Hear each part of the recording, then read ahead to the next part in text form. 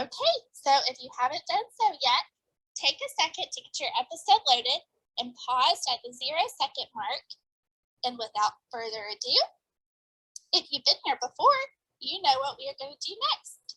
And if you are new, go ahead and grab your remote, have your thumb on that play button, but don't press it yet, because we are going to do that all at the same time on the count of 3. Ready? 1, 2, 3. Great job, Diana. I love that. I was thinking the same thing. You did very good. Thanks.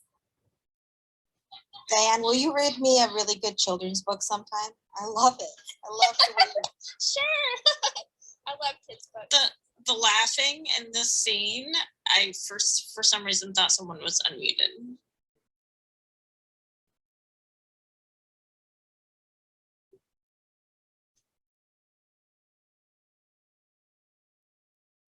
Oh, they're laughing about it together, so that's good. Yeah, it just the way the sound was coming out of my TV, I thought it was coming out of my phone. We're in your house now, Steph. You can't get rid of us. Was it already starting to get Christmas in the last episode, or have we jumped forward? It was I feel like yes. November. We It was jumped after like forward. Thanksgiving. Yeah, because Collecting the drunk acting.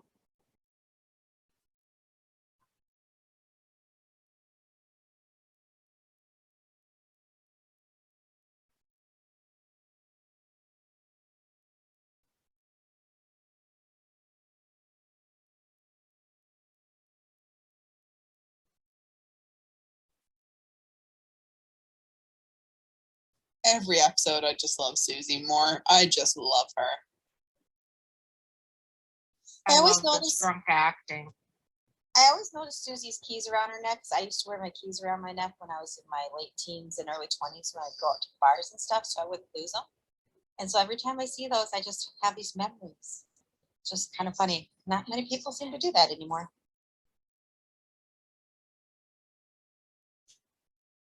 Sorry, random personal story there.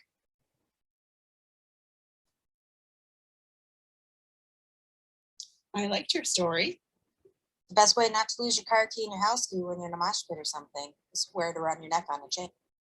I feel like I'll have boys to always remember wear that them on for the next lanyards. High school boys still wear their keychains on lanyards on their either in their pocket or on around their neck. Thank you for the tip, Chris. I'm gonna remember that the next time I'm in a mosh. One of the clubs I went to had mosh pits a lot in the 90s. You know, Yeah. Era. You were much smarter than me. I always lost my keys. Always. Make sure to appreciate the music in this episode, because the songs that they picked are just so on point. Like, I love that Blue Christmas in the background, and there's several others you'll see that really fit with the scene. Yep, I agree. One of them is nice because it's kind of a parody of another song from that time. So.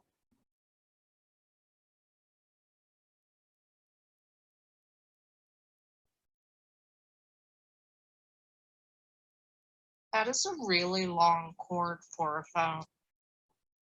We used to have a phone like that. It's a real thing, Amanda. Yeah. So they could take them anywhere from room to Well, room. we grew up with phones like that too, but that just seems like an excessively long cord. Our cord would reach almost anywhere in the freaking house. It was the longest phone cord ever. And it would get wrapped around the dog and the cat and me. Yeah, like the whole Ours first floor, hung right? on the wall, so ours hung on the wall. So if we wanted to talk on the phone, we had to like get up and stand or sit in the kitchen. Oh yeah, we had one on the wall of the kitchen, but we could take it to the other, like through the hallway to the other room.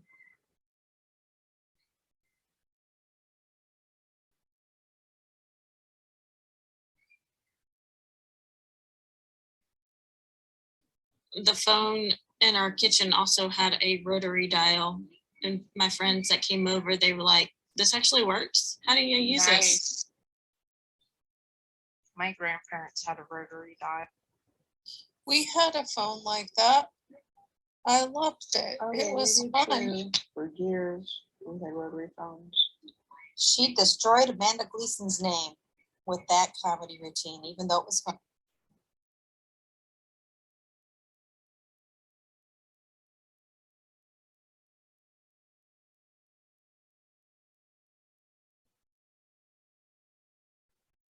Well, it's a good thing she has another name to fall back on.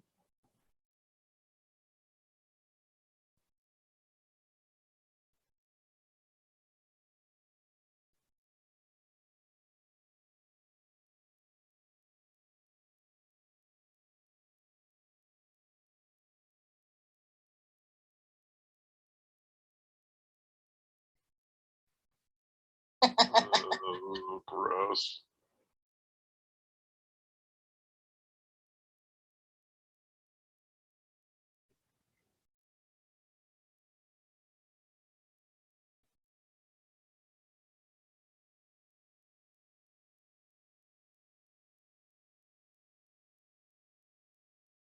I have my babies for all these little treats made. Fun. Do her parents know that she does stand?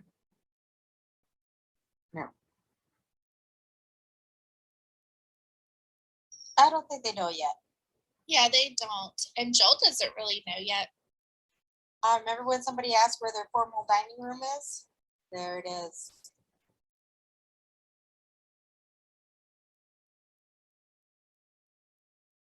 Rose took it back over.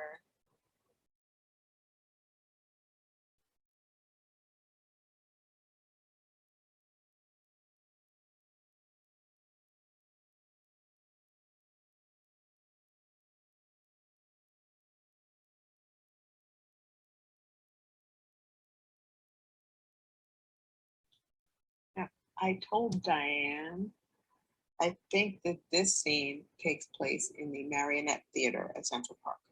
And I say that because one of my nieces, my one niece, I have many nephews and one niece, had a birthday party here. And it looks familiar. Do you live in New York? Grew up in New York. Oh, where do you live? Well, I live in Charlotte, North Carolina, but Oh, you know, I still have family in the New York area. But this was seriously like 20 years ago, and it was a 4th birthday party, and my niece is now 24. So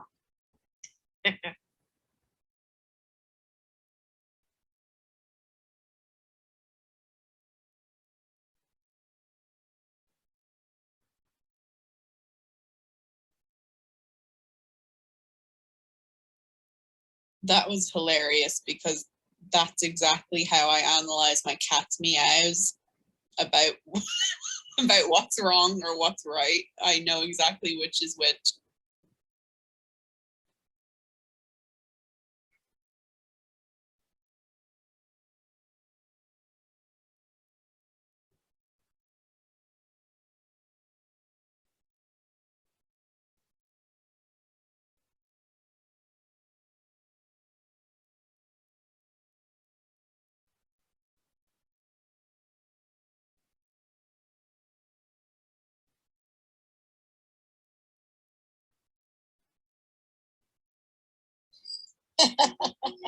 In the cinema.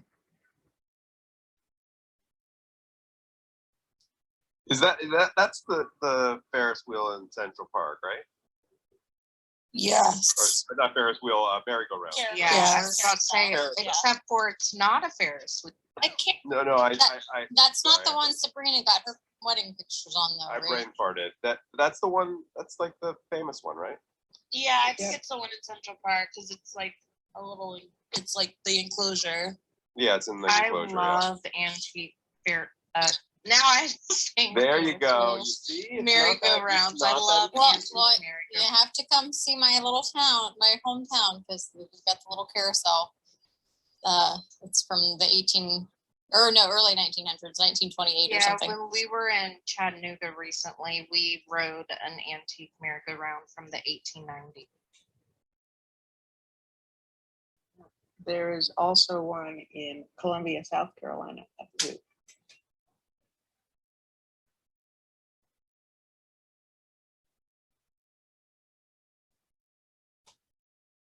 There's also a old wooden carousel in Raleigh at Pullen Park. Diane. Yeah, I'm very familiar. I've taken kids there that I babysat to Pullen Park.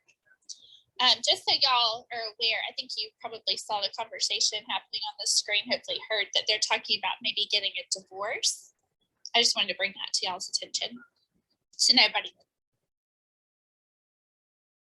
It's also fitting that they're going around in circles. I love that imagery. Oh, that's great. Oh yeah, that's a good point, Tiger.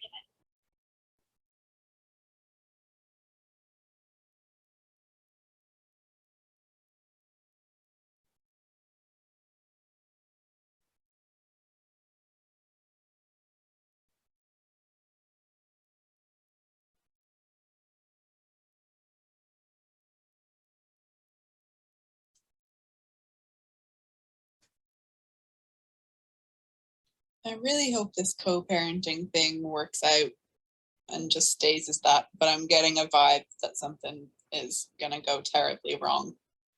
Oh, I'm not.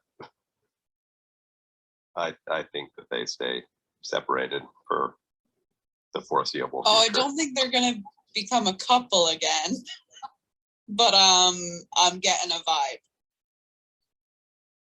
Was that a real baby that he lifted out of the carrot, or she lifted out? I'm curious what vibe. You mean that they're just gonna start hooking up? I said at the start of the season, I didn't predict these two getting back together, but I definitely thought at some point they were gonna fall into the trap of what a lot of exes do, and there's gonna be a one-time uh-oh.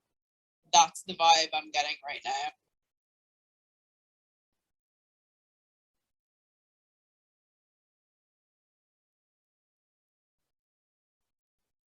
It probably was a baby, a real one. I was just wondering, like, are the dolls that they use in shows like this, are they weighted? Because she picked it up like it had heft to it. So that's why I was.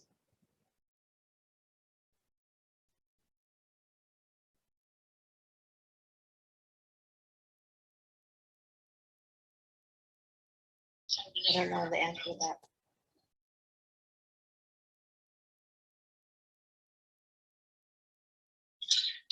John, are fake baby dolls in shows weighted so that they feel like they're real? Oh yeah, for sure. Okay, makes sense. Yeah, I'm assuming that the reason we don't see Esther, the little girl, as much as we see Ethan is it's a lot harder to have babies on set. For sure.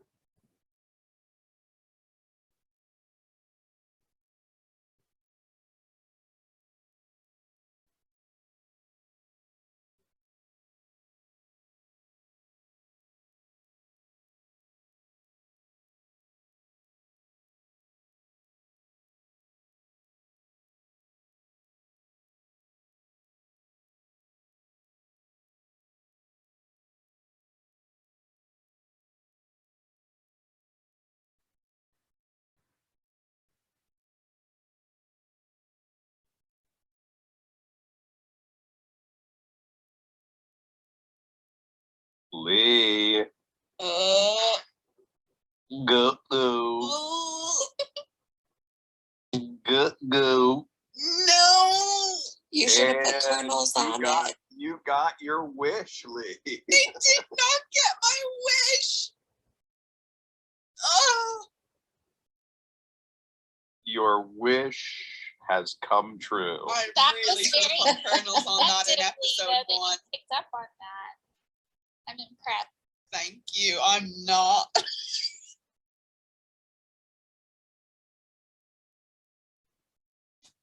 This I is mean, a nice what about the The music? The music is so on point here. It The is. vibes that you could just feel that you could feel the vibes. I've never hated being right more. I'm with you on that. I get it. I get You that could this kind of see it happens. coming when when he was like, "Where are your parents?" Oh, they're out.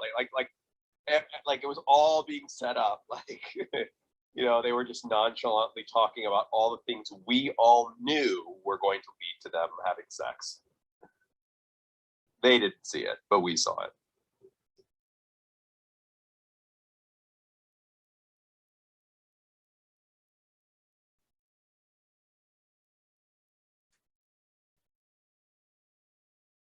This is hysterical.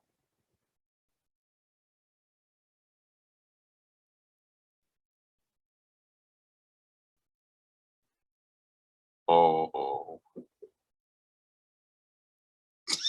Oh my.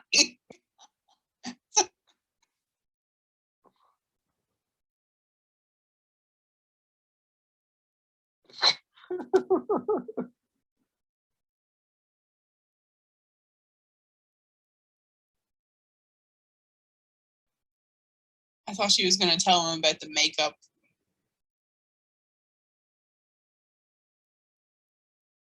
This is so good though, because it just points to their entire relationship.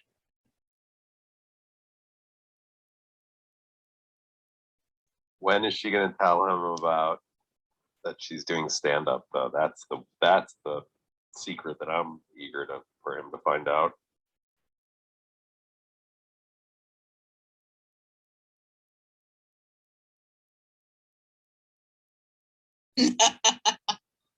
That was a good one. That's a funny bit of writing.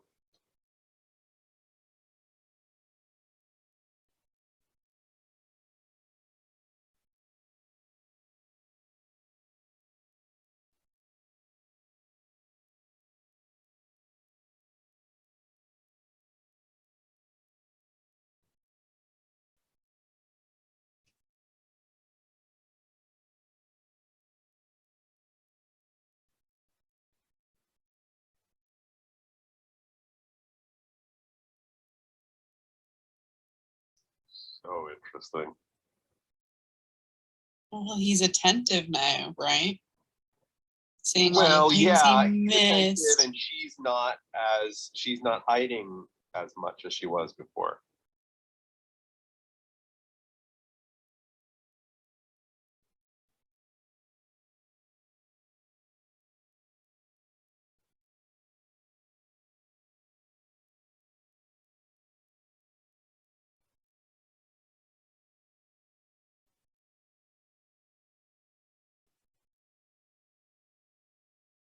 And you'll have a mistress.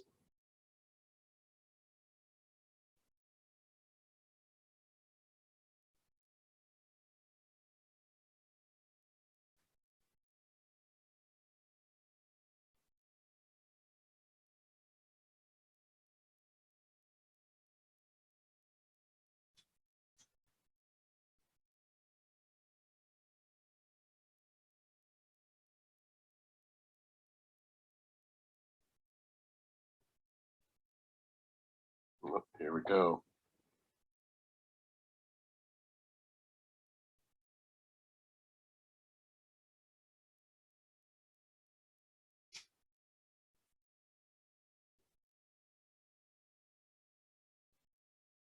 Ooh.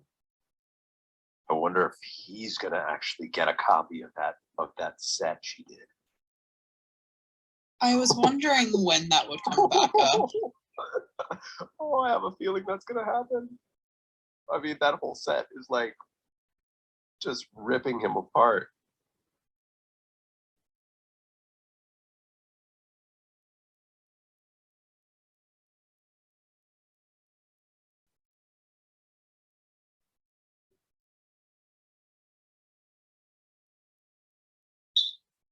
Look, Amanda, he's hearing what you said.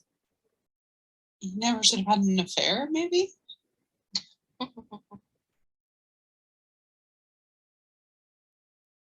Oh, romantic.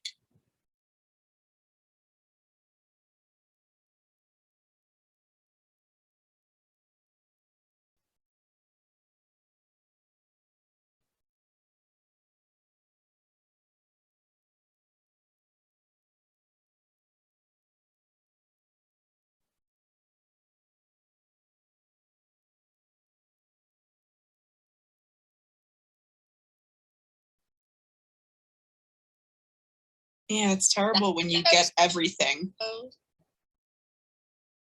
I know, damn that whole getting everything you want thing.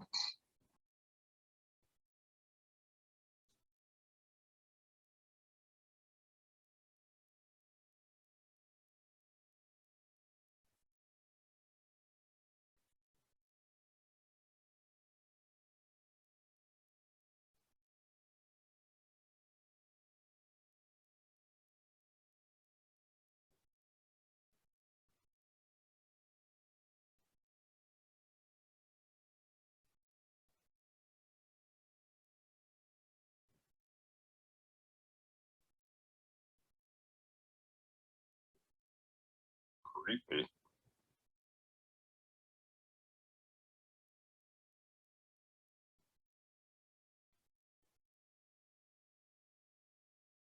Coming on very strong here, Joel.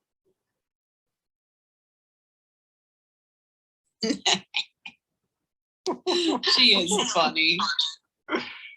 She is the best.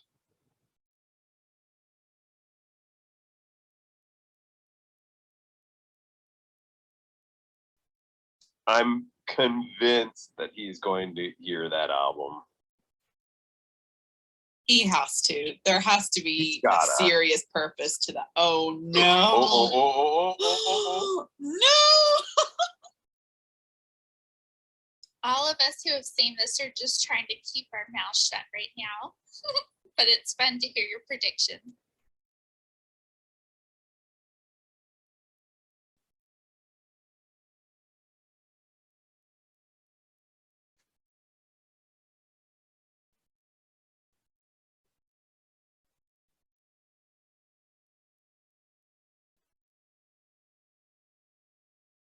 One thing that's kind of interesting is that, you know, when you think back to when they were married, she would always get herself all dolled up, you know, like in the middle of the night or morning or whatever. But here she's just vulnerable. She's just her real self.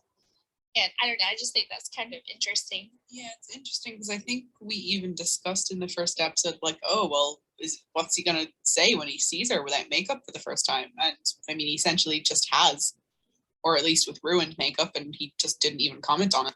Exactly. Because it's weird that she went to all that effort. It's like, it wasn't probably necessary.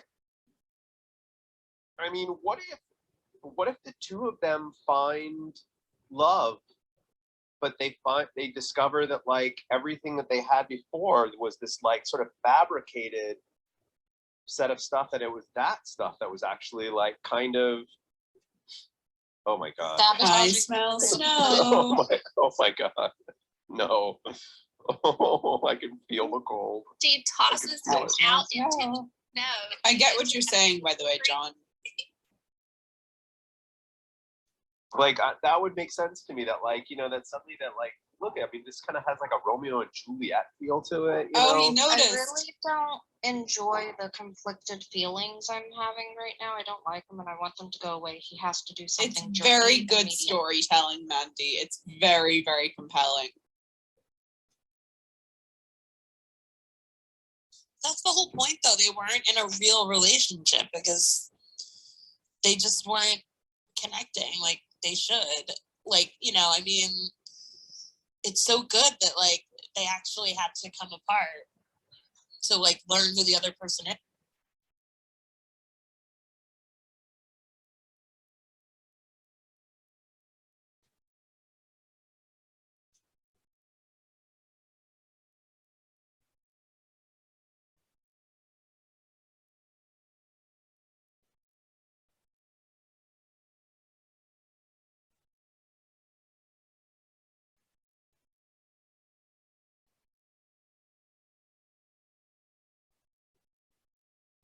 I love how she calls him Mr. Weissman.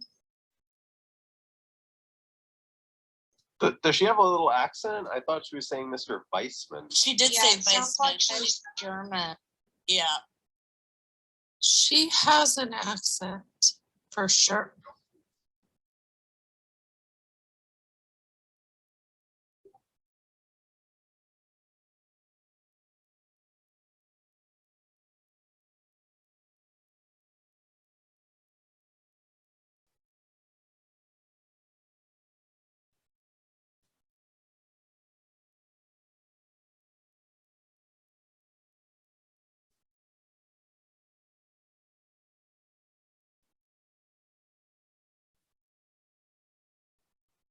Oh, look behind her in the window. Is that a teeny tiny little Christmas tree?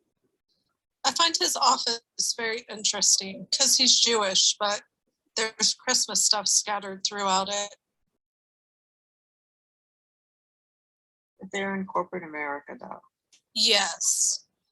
Yeah, these look like a bunch of gift, like there's a gift bag or gift basket back there. This all looks like it was just sort of, that it's all just because he works there. I was gonna say they're in corporate America, and at that time they probably didn't know from Hanukkah decorations to Christmas decorations, and they just decorated it.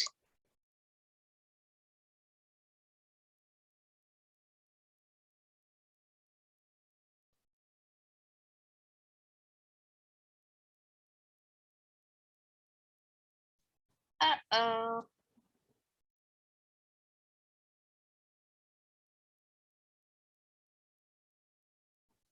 Might not jump the gun. I feel like he just sabotaged. Yep. Yeah, it's gonna get to Imogene, and then it's gonna get to Midge.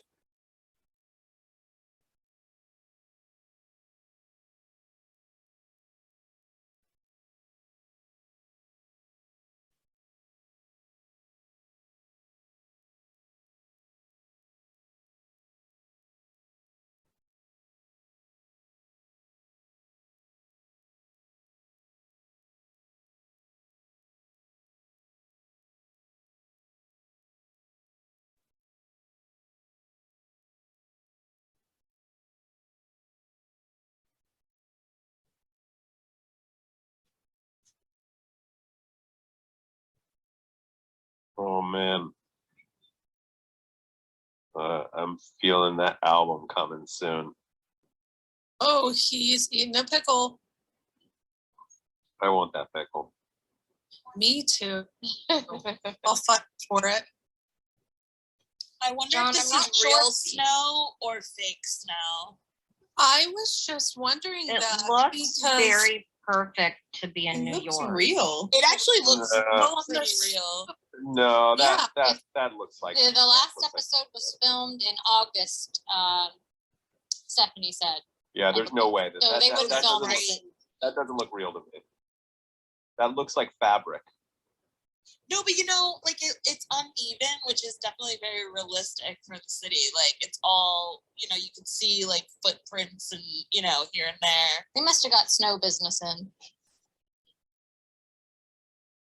There's snow business, like snow business.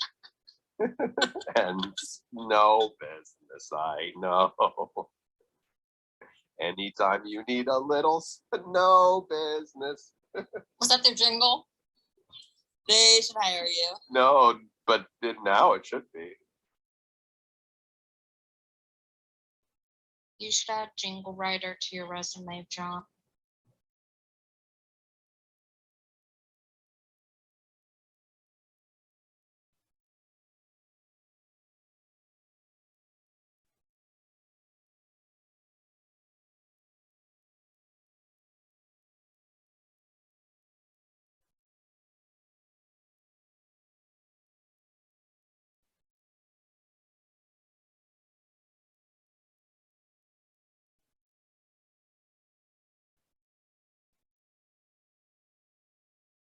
oh, I love her dress.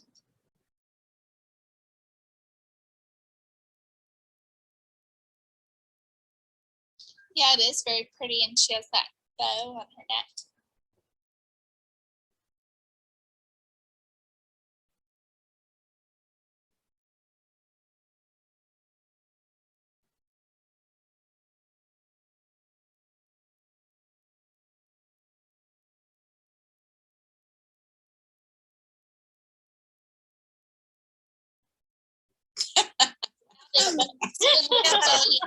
I was totally expecting that.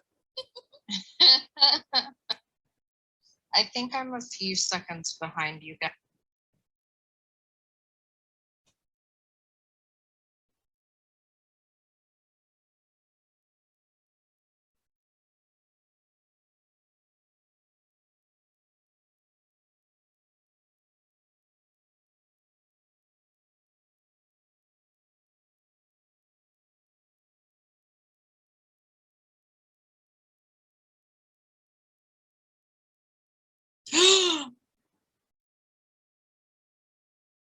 Sorry, I just nearly collapsed.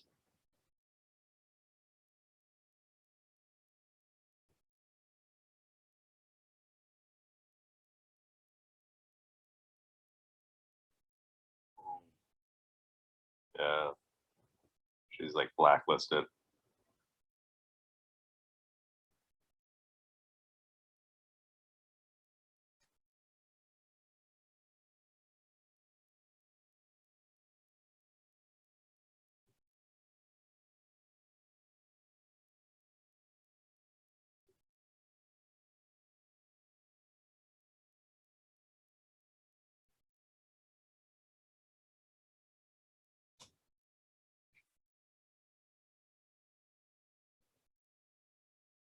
Susie could also change her name.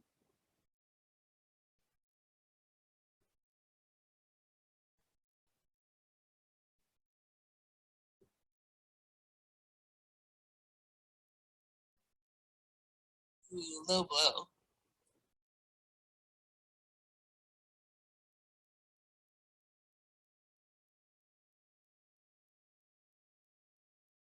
Maybe the Gaslight will become like this hot spot to see, the only place to see Midge.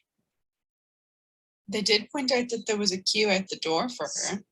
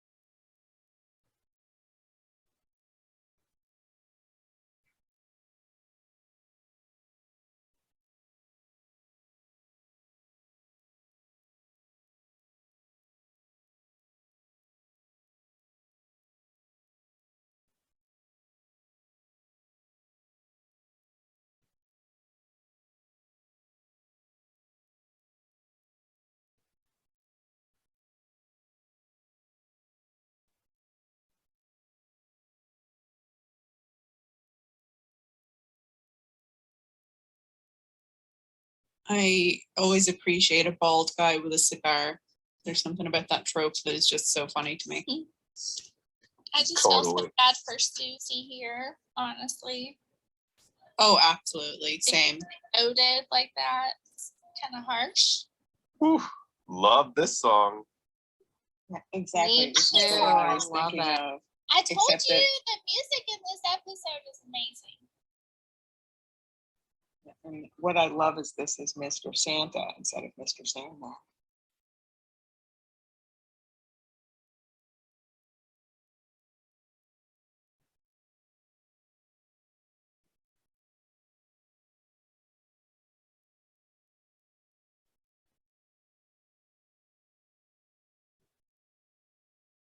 This is almost like a Mr. Sandman remake. Exactly. Yeah, Mr. Santa.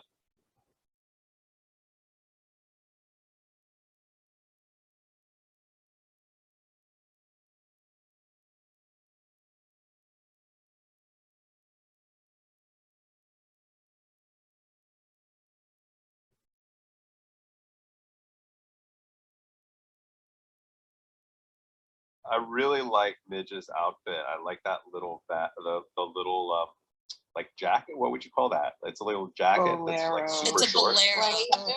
Oh my gosh, It's that little adorable. bolero is so cute. And she looks great in green. I love seeing her in green.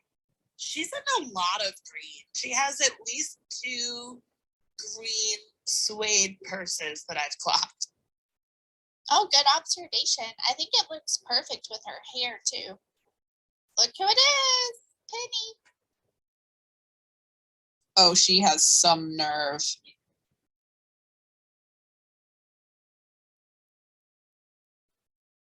They're across the street from each other, so that was easy.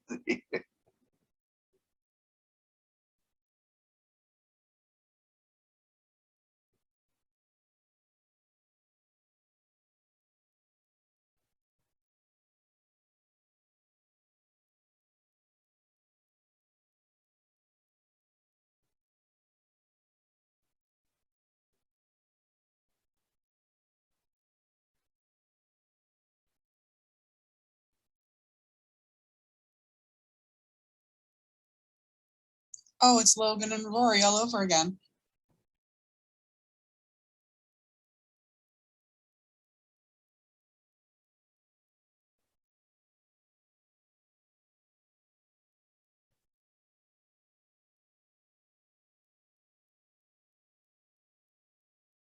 Oh my goodness, this is heartbreak.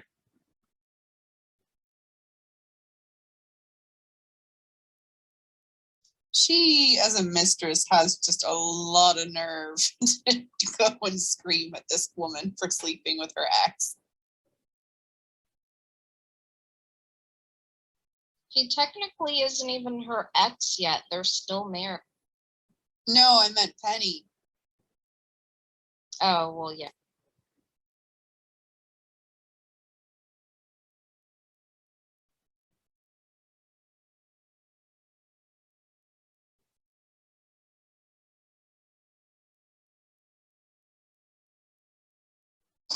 Spoken word with tambourine. I'm worried that could have cost her her job there. I don't know. That was pretty. Oh, like, during that absolutely. time, big no. Oh God, we're back at episode 1.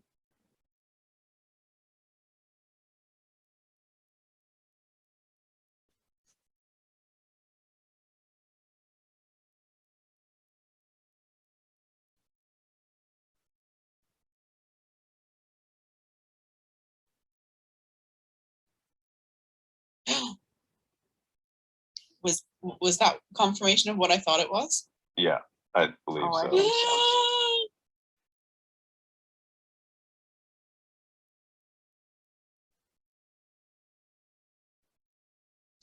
I also think it was just genuinely like, I have this zero interest in you. I mean, yeah, there's also that.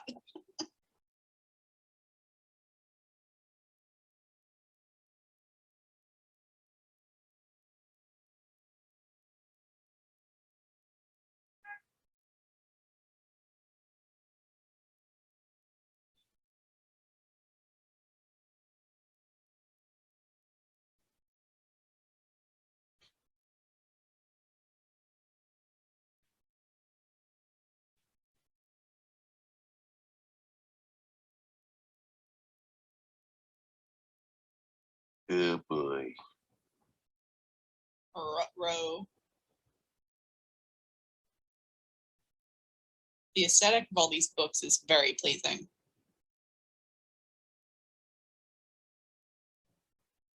If you ever come to Los Angeles, you have to go to the last bookstore. You would love Oh it. yes, my friend has sent me books from there before, and she used to send me pictures as well while she was shopping. I love the look of that place. Oh, I haven't It's heard of incredible. that. It's incredible. Where is it located? There's a picture on my Instagram of me and my sister, a photo of us in the store, amongst the books. It's really cool. Oh, I'm wow, gonna go take. look at that. What's the name of it again, John? It's called The Last Bookstore. It's massive. Okay, cool. Where is it at? In LA. downtown LA. Oh, well, I'll just go out there tomorrow. I am bookmarking it for my trip. I've been to the Los Angeles Library. That place is massive. I love that library. Oh, They do the tours there. Los Angeles Library? Yes, Yeah, it's really it's amazing.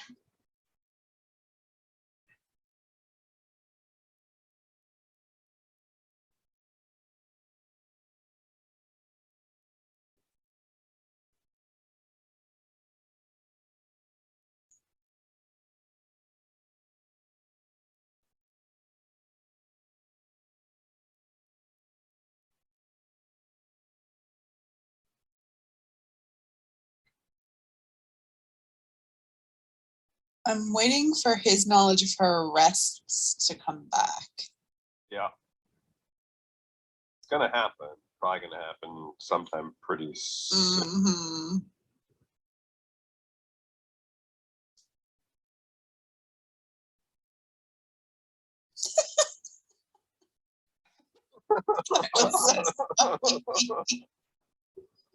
Speaking of bookstores, John, we are watching Dash and Lily. during the holiday. We certainly are, and that Woo! has got a bookstore in it. And that's all we're gonna say about that. Yeah, please join me for that. Everybody who's watching this, watch Gilmore Girls. I promise you, you will be in heaven. Most totally.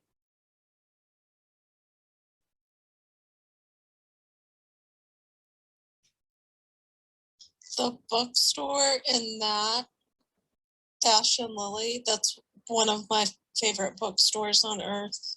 Yep. I've been there multiple times.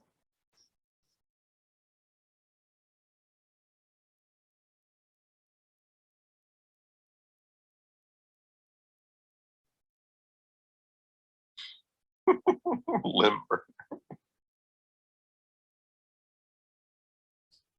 Yeah, I had a chuckle at that too.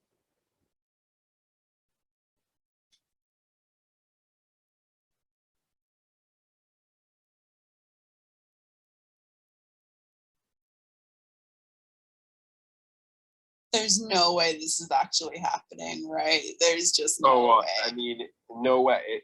It's gonna be that album. Like, that's just gonna be what derails it.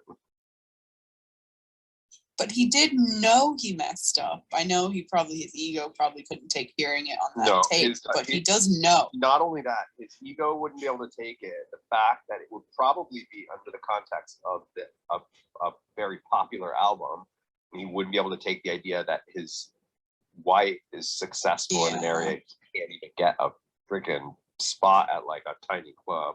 We only have 15 minutes left, so like it's gonna all hit the fan so quickly. Seriously, I mean, the spray is just gonna be like all over the wall. Oh no! You're welcome for the visual.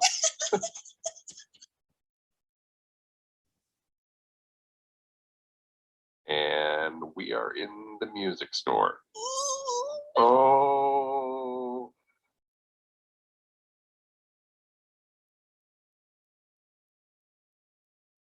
Oh, I can't stand it. I mean, the tension is just, I mean, it's just brilliant. Oh. Uh-oh.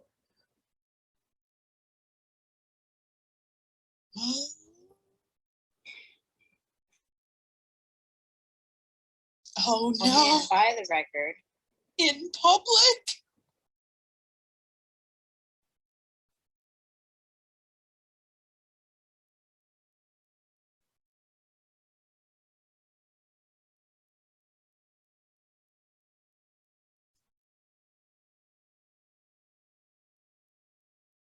He barely heard like 5 words. But it's his wife. He knows. It's his wife, and there's lots there for him to unpack. He is hot.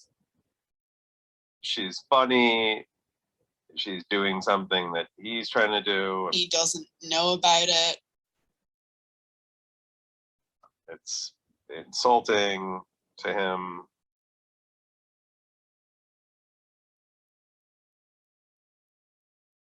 Oh my gosh. And then, like, you just see him doing this, like, which couldn't be the more opposite from what she's doing.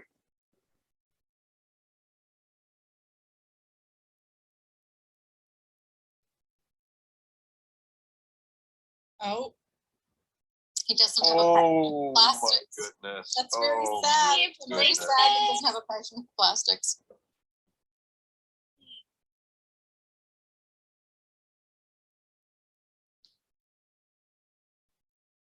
Lenny Bruce is back.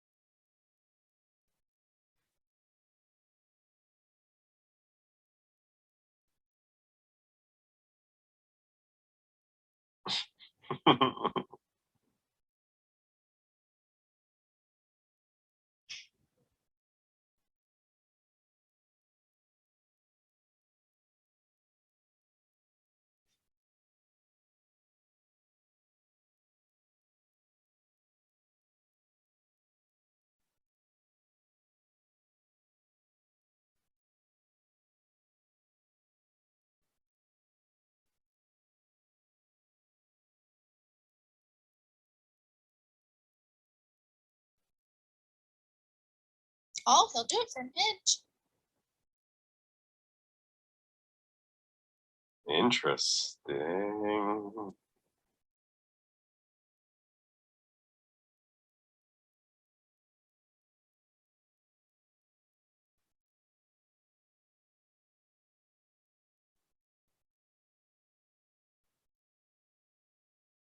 Two series of Amy's that use this song.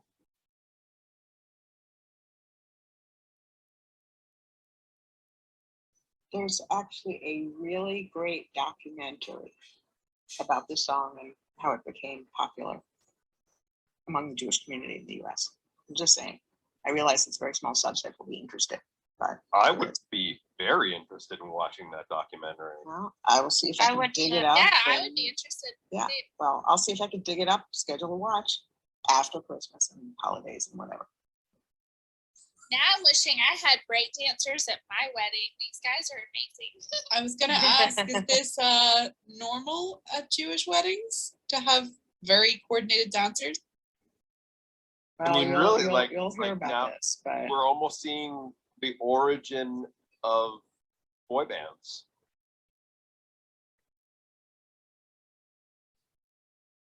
She hired them.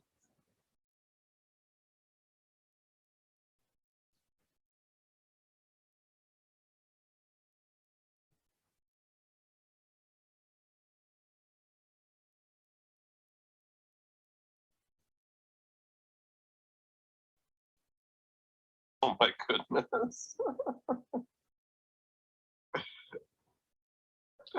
I mean, these guys have got to be like an actual act that was found by the casting director. Oh, I of the would show or assume something. so. yep. Now, if you want to see, speaking of weddings, if you want to see something really great on Broadway, I assume most people have seen this, but if you haven't, Lin-Manuel Miranda's wedding, his father-in-law's toast. I would say search it on YouTube. Okay. Will do. Oh God, it's all gonna go so badly so quick. That Look, ring she's is measuring pretty herself heavy. again. I mean, the tension buildup in this episode is absolutely epic. It's delicious.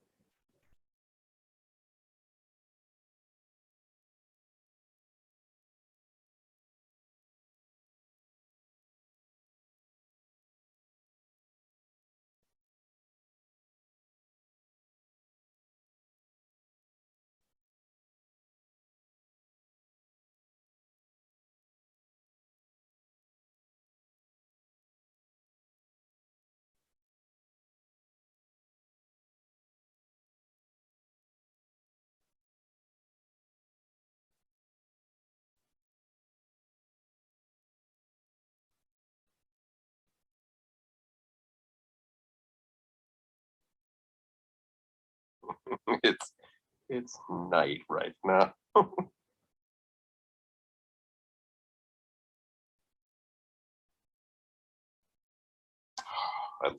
I just love Rose so much.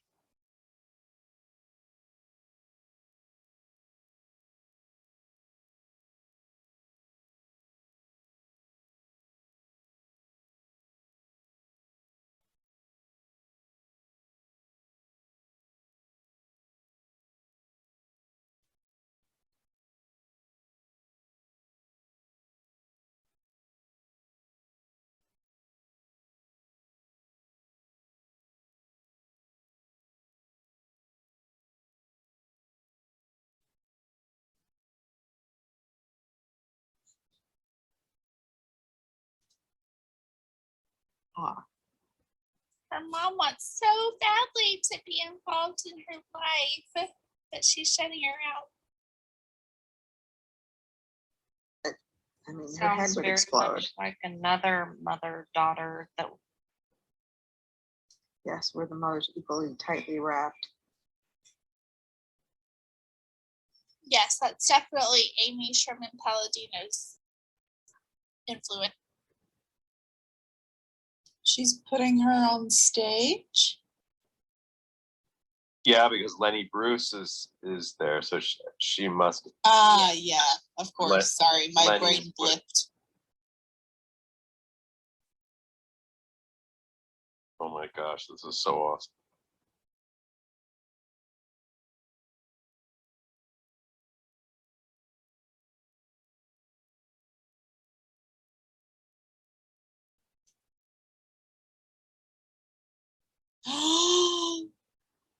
Oh my Oh goodness! my Oh my God. goodness! Oh my goodness!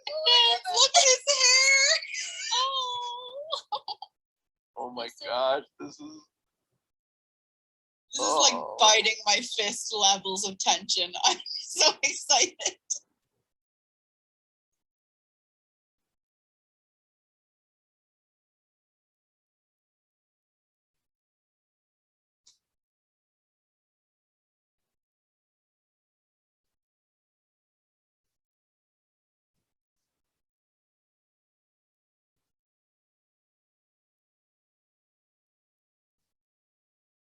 Come on, Midge. Just use your own name. Are we gonna get a title callback here? Oh, right.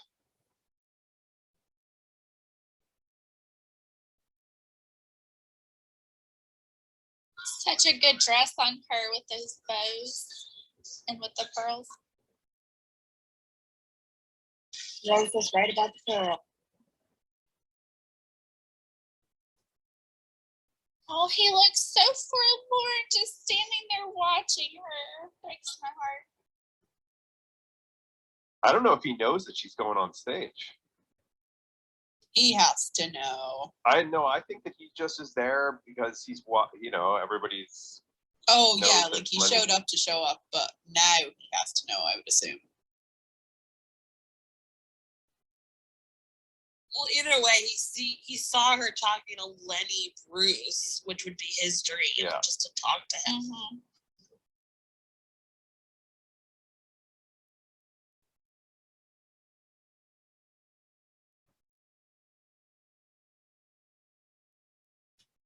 Come on, Midge. Oh, Come on, Midge.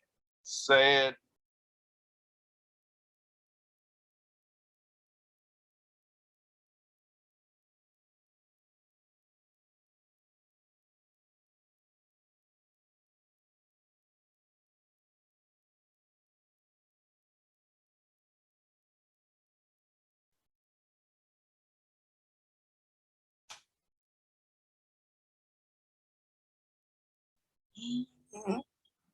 oh my God.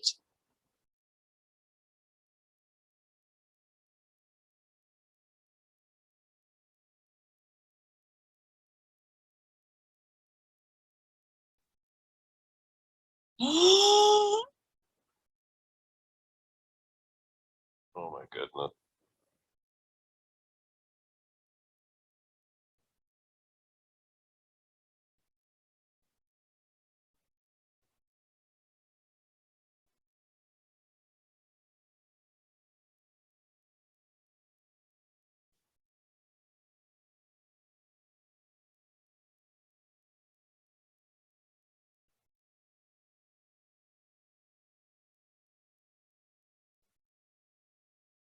Oh God.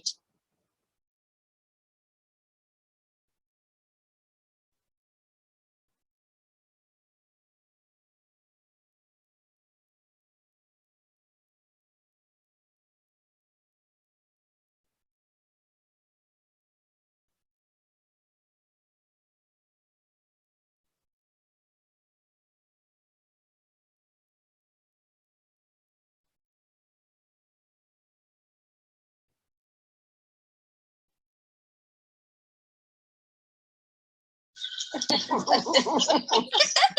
funny joke. Hilarious.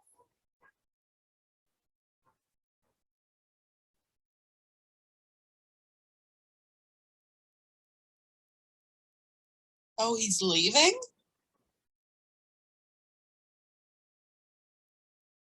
Or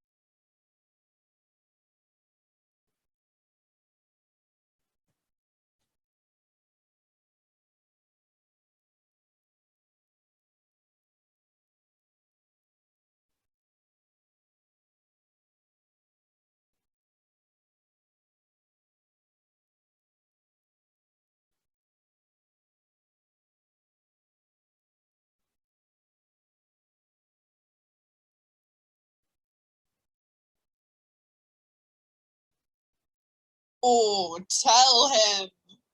Ooh. That was incredible.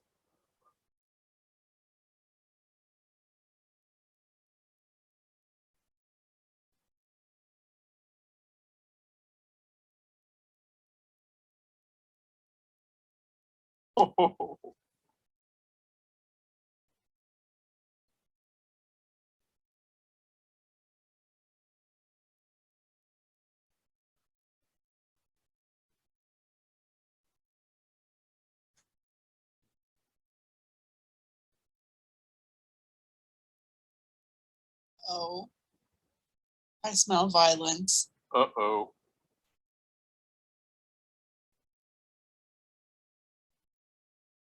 Oh yeah, there it is.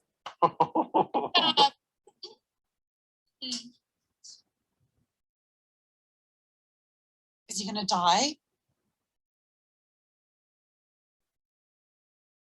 Oh no.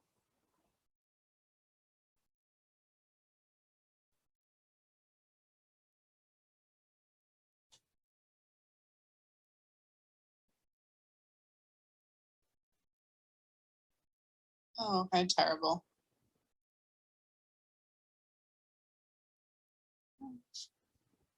Defending his wife to the end. That didn't sound like defending. It sounded like he was heartbroken that she's good at what she does. Yeah, but he's mad at that guy for making fun of him. Yeah, I mean, there's a lot of layers to that.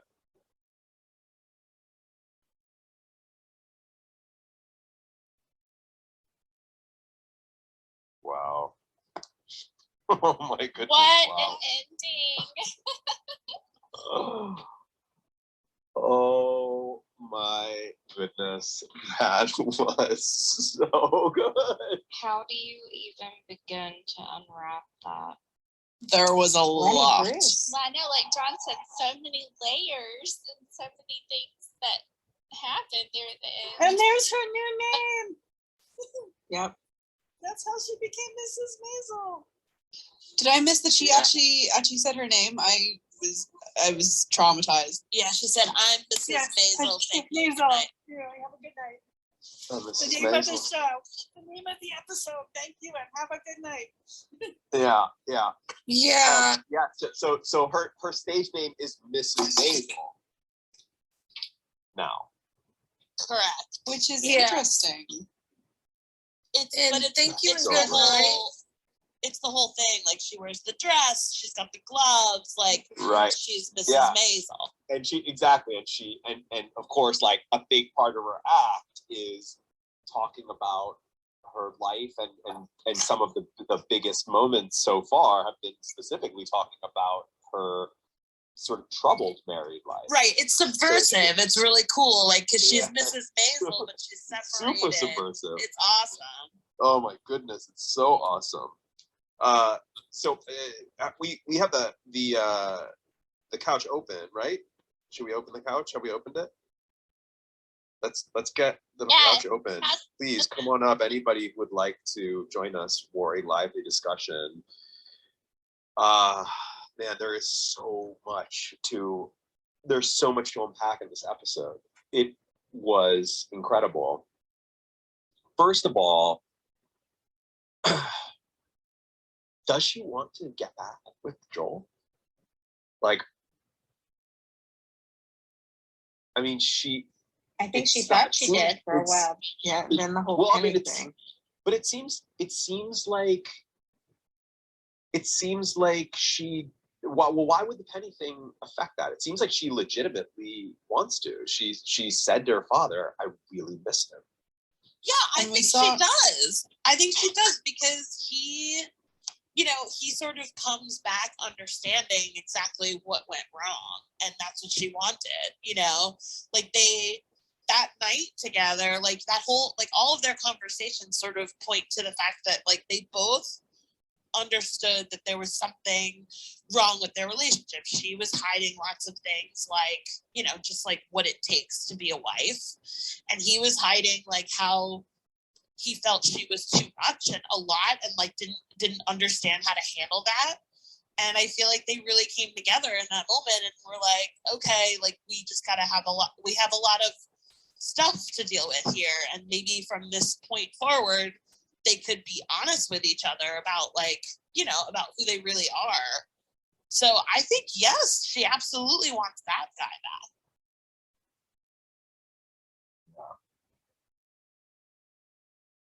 But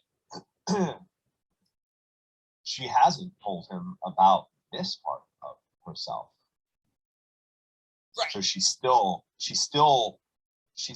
holding back of probably the biggest thing that she hasn't really shared. I agree. I would argue that she doesn't owe it to him because, you know, like, he is the one that left. So That might be so, but having that there, she I don't think she does owe it to him. But as long as it's there, they have this thing that will keep their marriage or their attempts to rekindle their marriage just as blocked as it was before.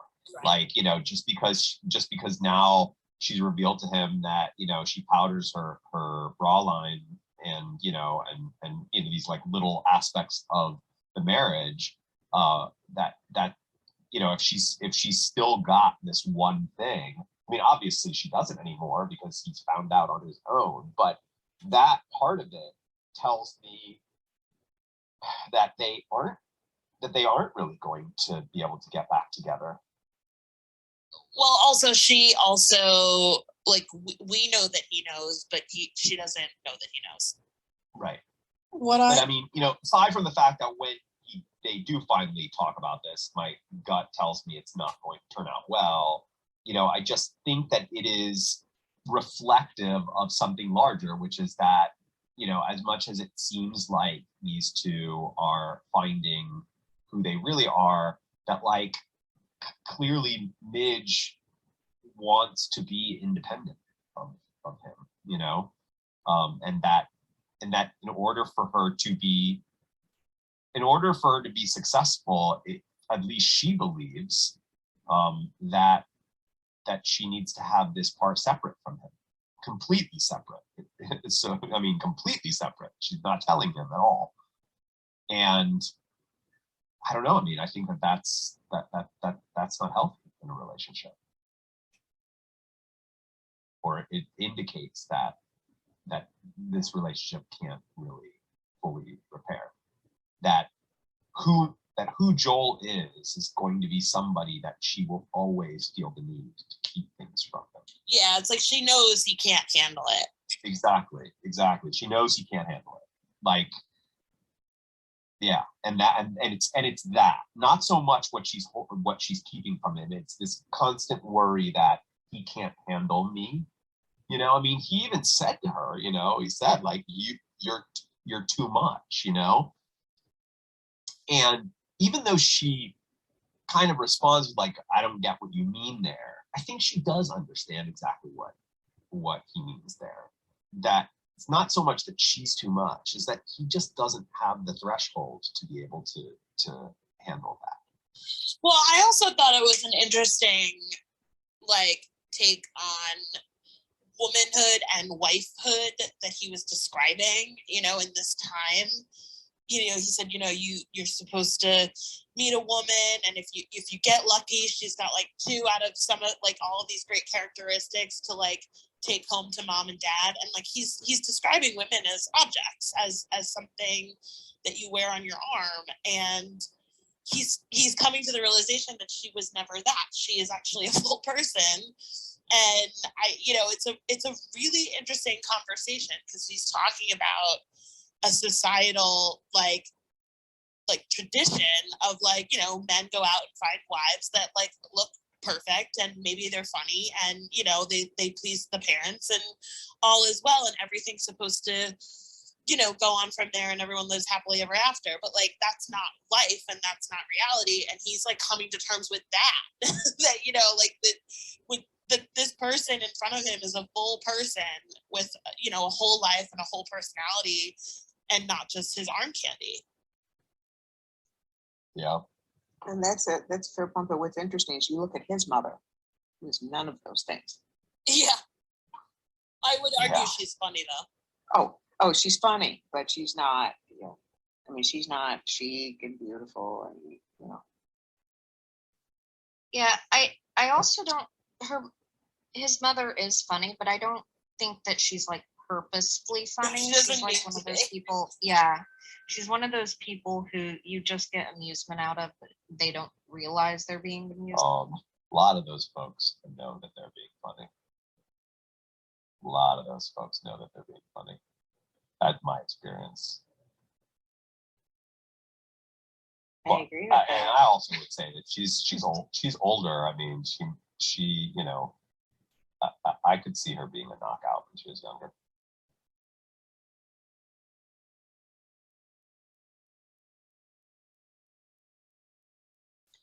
I think it's kind of interesting just to see how the show has really been cultivating this idea that, you know, Joel and Midge were really cute together. And we see these consistent highlights throughout the season where you see the different conversations they have and like the flashbacks to their wedding, and then of course like this reconciliation.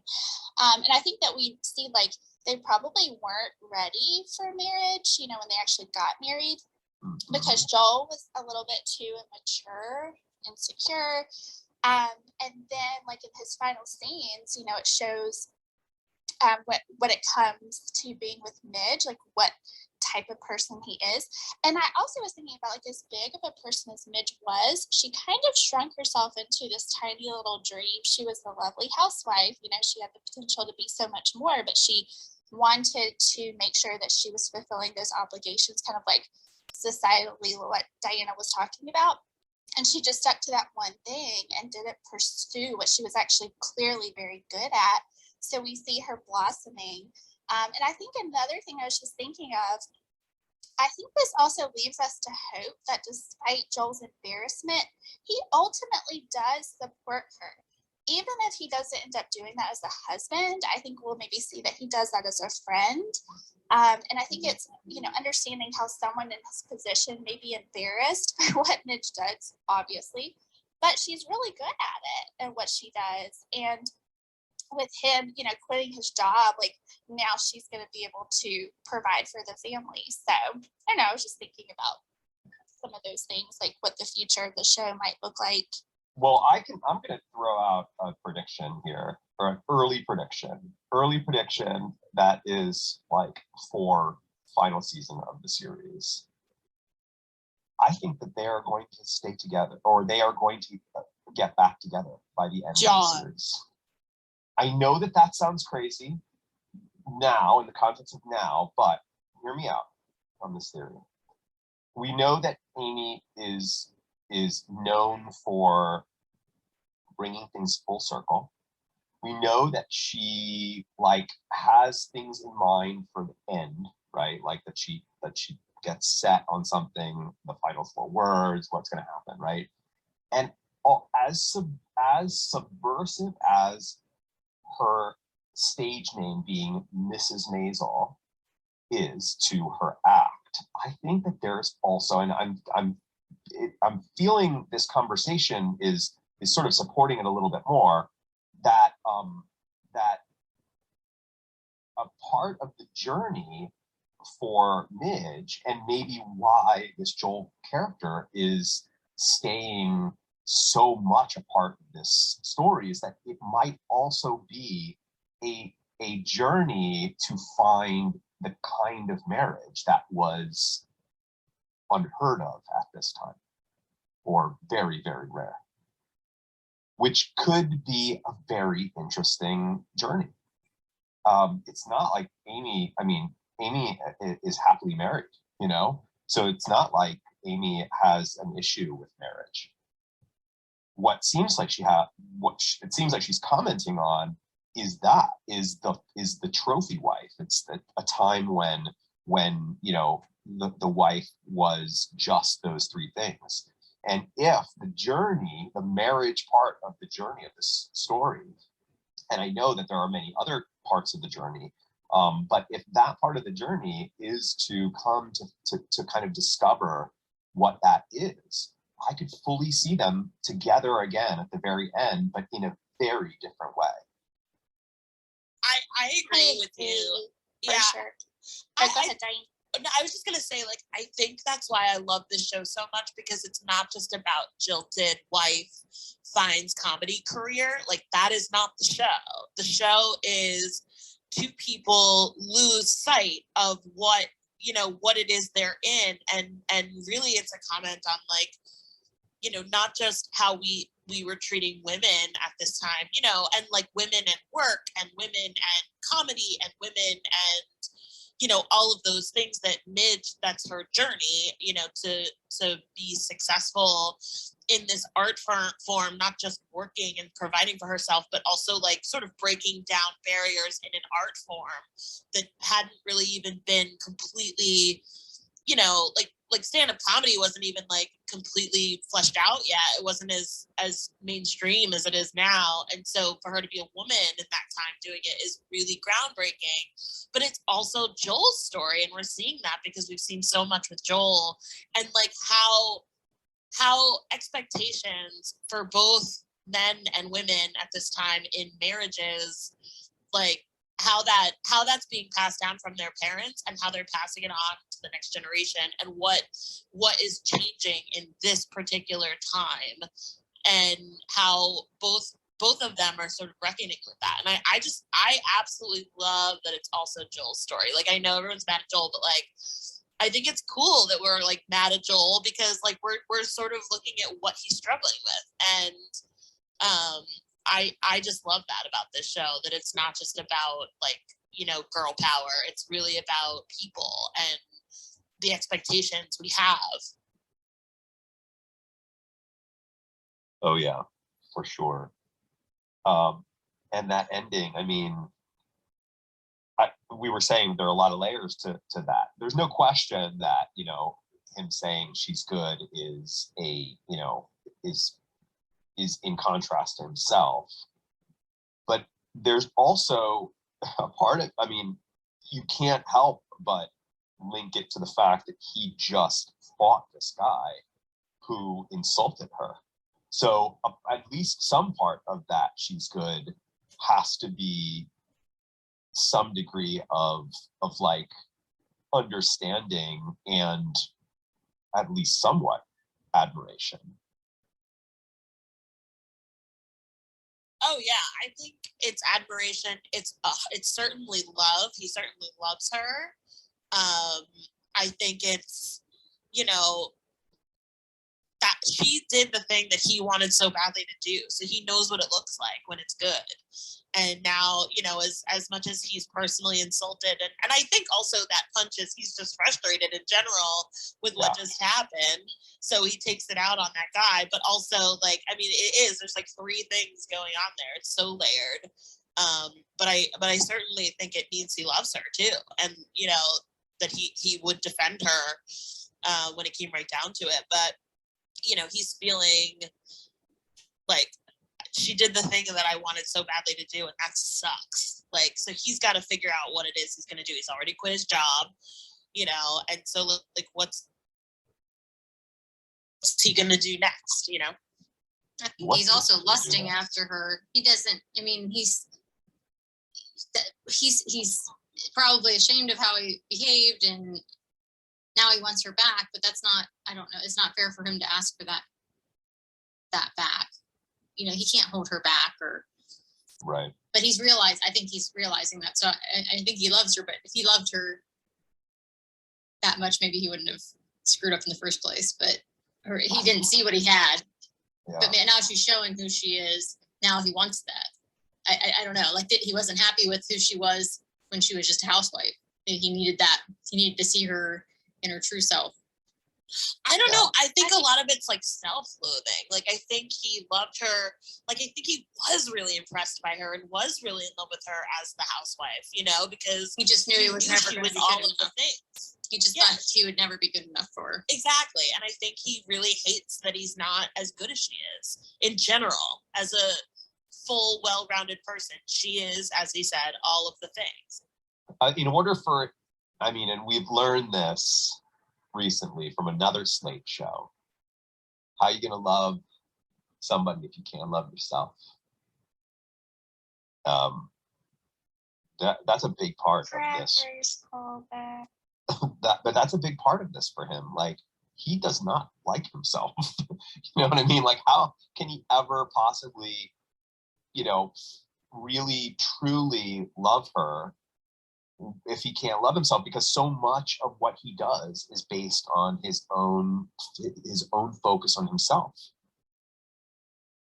You know, all of these mistakes that he's making in the marriage, they're all because he's not really focused on her. So like he says, I love you, you know? Is that really a healthy love, or even a love at all? Is it a lust? You know?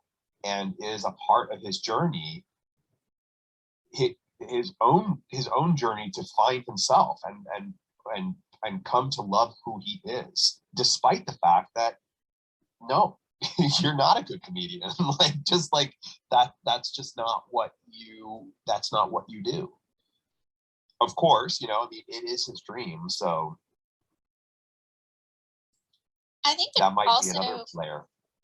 just something to be said about the commitment in relationships and marriage, and choosing to love someone, like setting aside your own desires for the betterment of someone else. And maybe we're seeing that Joel might be growing up a little bit and realizing that perhaps he might need to do that for Midge and for his family. I mean, they have kids together, you know, so that's another factor to consider.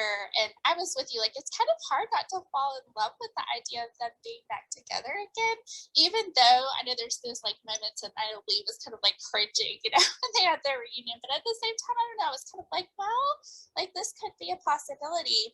And I think just like having a blemish on a beautiful thing doesn't make it ugly. There's still that element of beauty and that commitment that they did make to one another. So I don't know. I just wanted to share that. Yeah, There's that. Go on, There's John. oh, I was gonna say that there's that art. I want to say it's a I can't remember if it's a Japanese art or Chinese art of pottery where no Japanese. It's Japanese pottery in which the crack of the pottery is part of what makes it beautiful. Yeah, that's definitely like Raku. Sorry, go ahead, Julie. I think it's called Raku. Raku, yeah, where it's like it's a specific it's part of what is actually treasured about the pottery is that if it's cracked, like that you don't try and repair it, you know, that you leave the crack there. The crack is a part of that pottery now, and it makes the pottery more precious. It's really, really fascinating in the context of a marriage that has this crack in it, right? Like, is it worth throwing away? It's a big crack. Yeah, I'd almost say that it's shattered.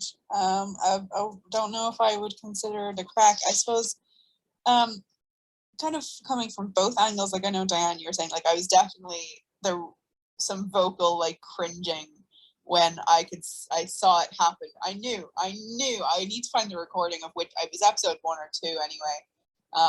Where I just got the feeling from the storytelling that this was going to be something that happened. What I didn't predict was that it would kind of become this potential. I kind of thought this was going to happen. They were going to get swept up in a moment and then wake up the next morning and it was going to be, oh, we did the right thing by breaking up. I actually thought that's how they were going to take this.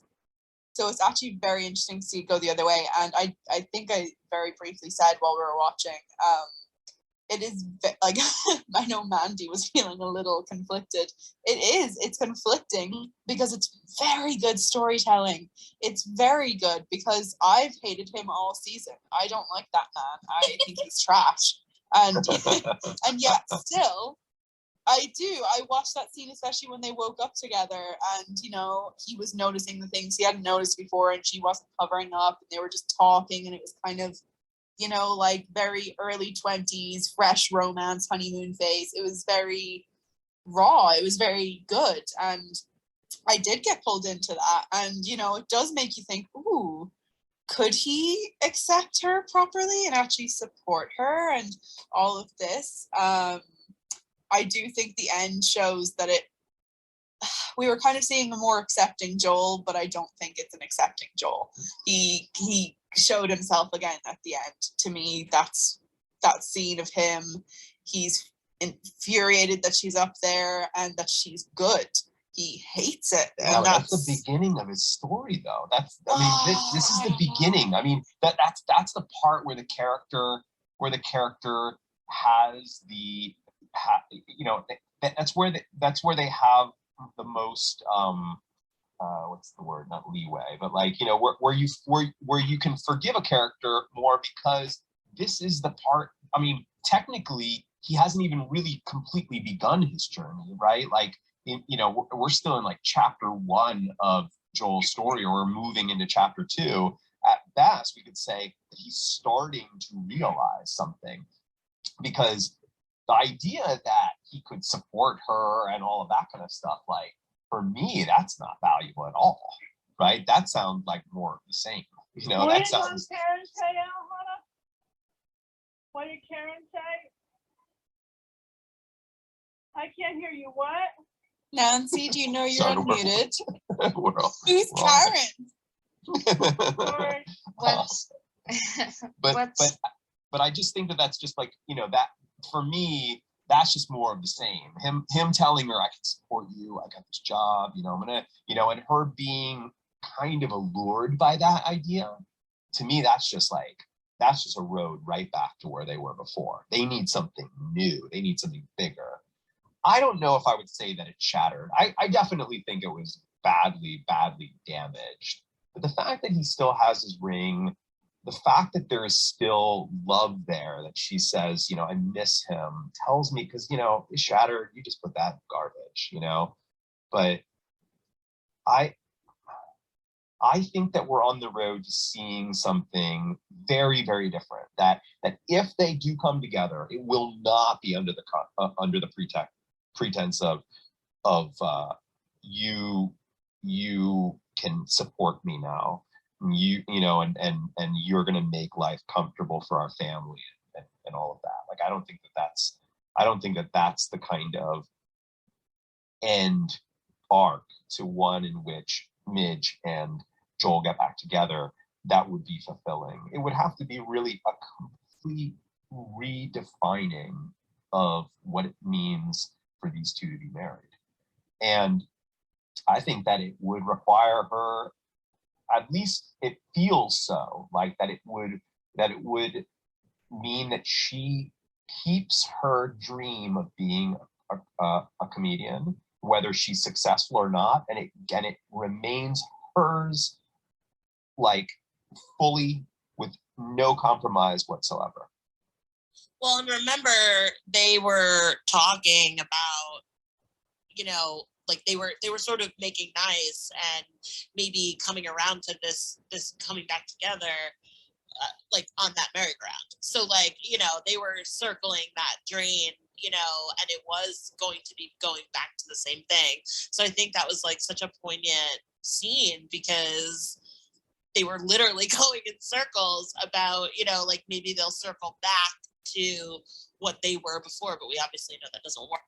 I mean, that imagery is just absolutely beyond brilliant. Having that conversation take place on a carousel that is just going around in a circle is just, I mean, it's like, put down the guitar. You'll never be as good as these writers. Yeah, I mean, he also says like, he hates that job. He doesn't know what he does, right? That's in the first episode. So the fact that in the last episode, in episode 7, he's like all of a sudden killing it at this job that he doesn't care about. It's like, okay, like, great, but also you said you don't know what you do. So like, how is this successful? Like, how is this not the same old crap? Like, it's better that you feel better about your day, but it's not like, it's just not, you're not going forward, you're not moving forward, you're going around in a circle. What I really like about Amy's ability to tell a story is that she's able to convey characters' feelings that aren't always the easiest to convey. Like, it's, if you're writing a character who is scared, it's usually easy to make sure your audience is scared. If you're writing a character who's sad, it's easy to make your audience feel sad.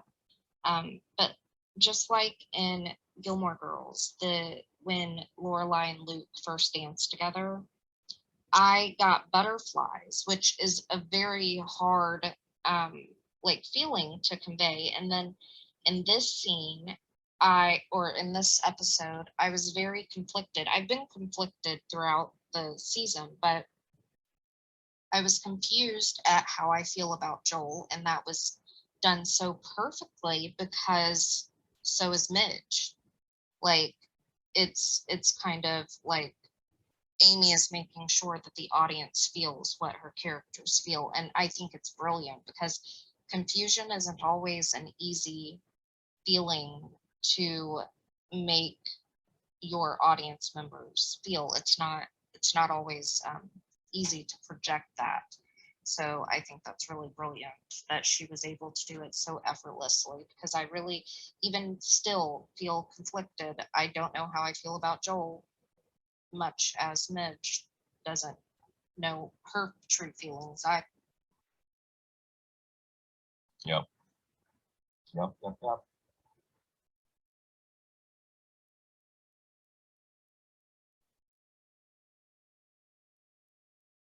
How's Joel gonna take care of them now that he quit his job? What's he gonna do? What's he gonna do next? I mean, he's gonna like, sit down and interview for new jobs. Is he gonna go crawling back to his old job and say, I don't quit, I want it back? I would assume that he would probably try to rely on his parents to bail him out because his dad has that business, and he had spoken to going back to his dad's business. He'll go back to his dad's Right, business. but if he's gonna get back together with Midge, and he just gave Abe that whole spiel about how he was gonna get this promotion and he could afford to give them an apartment, a place to live, and all that, do you really think Midge's dad's gonna want him to get back together with Midge after he quit his job? No, I find Abe very interesting. I think we don't get to see much of him, but when we do get to see him, he just always seems to have like about 20 conflicting emotions happening at once, and I really love him. So I hope we get more of him in season 2. I would love another scene with him and Joel really getting into it, because I think we saw a very sympathetic side to Abe in this episode. I'd like to see him angry, because we see him kind of flared up with like Midge and her mother, but we don't. I'd love to see that with Joel. I'd love a confrontation in season 2 of him like, you told me you were going to take care of my daughter, you were going to take care of my grandkids. Do we know if he's gotten his job at this new place yet, by the way? Because I feel like that has to come back. Because Bell Labs. He quit. Did we find out? He just quit his job at the end. No, Abe. Abe. Oh, Abe. Abe. Like, has he started the job at Bell Labs? Yes. Because he was in the process of being vetted, and they said the only issue could be Midge's arrests. And I thought that was going to get in his way. Do we know if he has the job Yeah, yet? because the last episode he started his first day. He was like really excited. Oh, okay. I must have missed that bit. Okay, Right. because It was a I thought quick that was line. going to come back. Yeah. I mean, the scene between Midge and Abe in this episode was just amazing. It was just amazing, and I mean, Tony Shalhoub just slays that role. He just kills it. The like coloring of emotions in the scene, which, I mean, I know it's a part of what's going on. I mean, he's also, his own marriage is strained as well.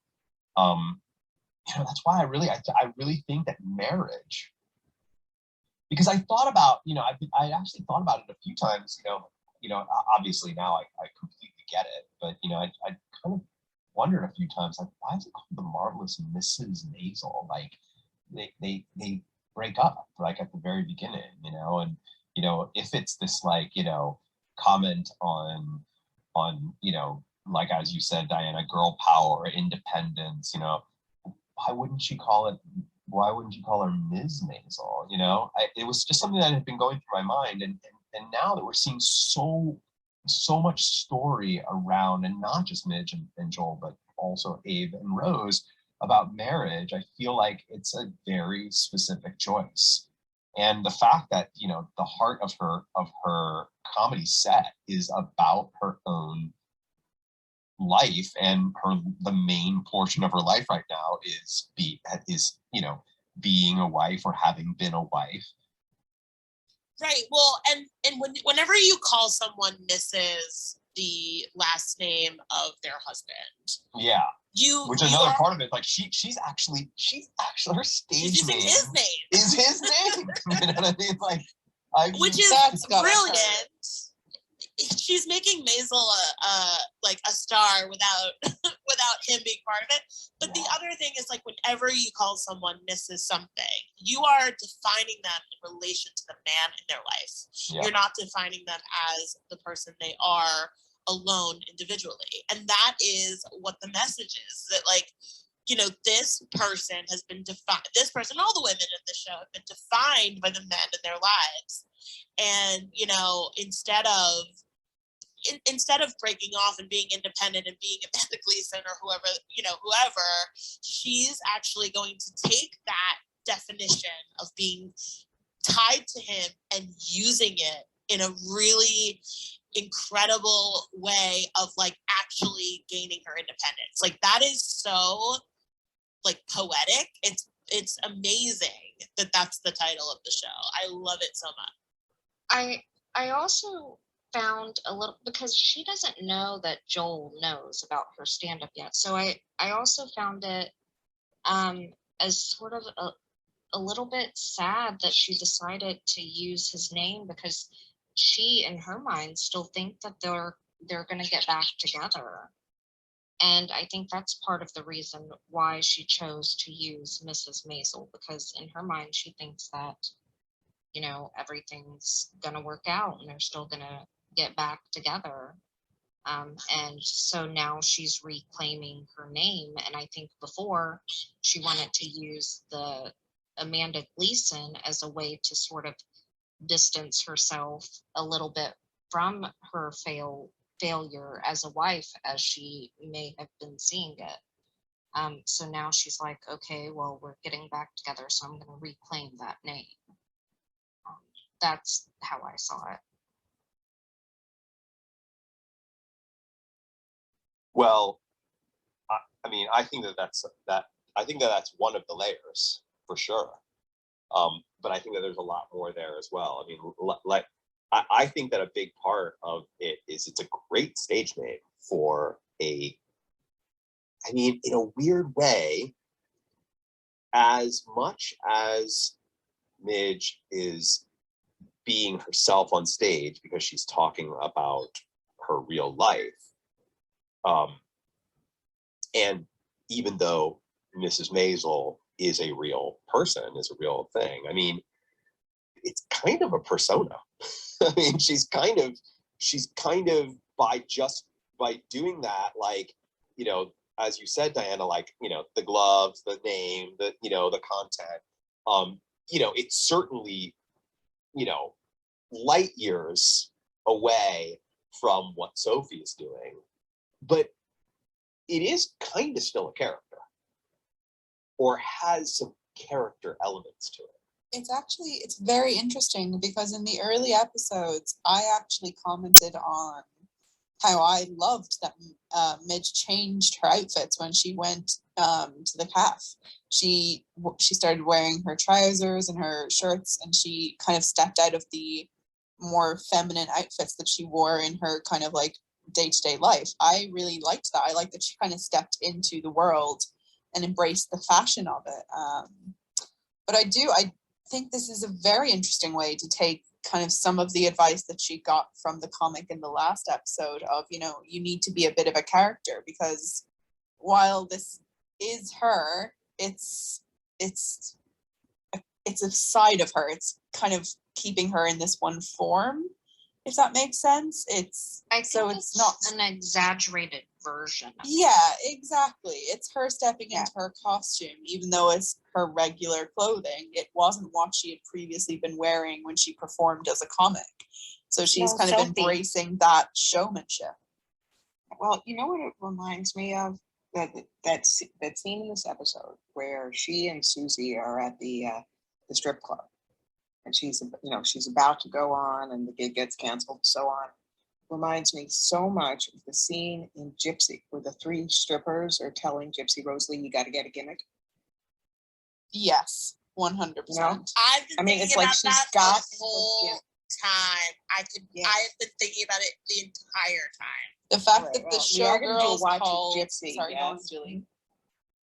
So we are going to do a watch, yes, but the showgirls have been sort of like, "What? You had sex with your husband? What is this?" I mean, it just no, but it definitely, I mean, it had a little bit of that Gypsy thing in it.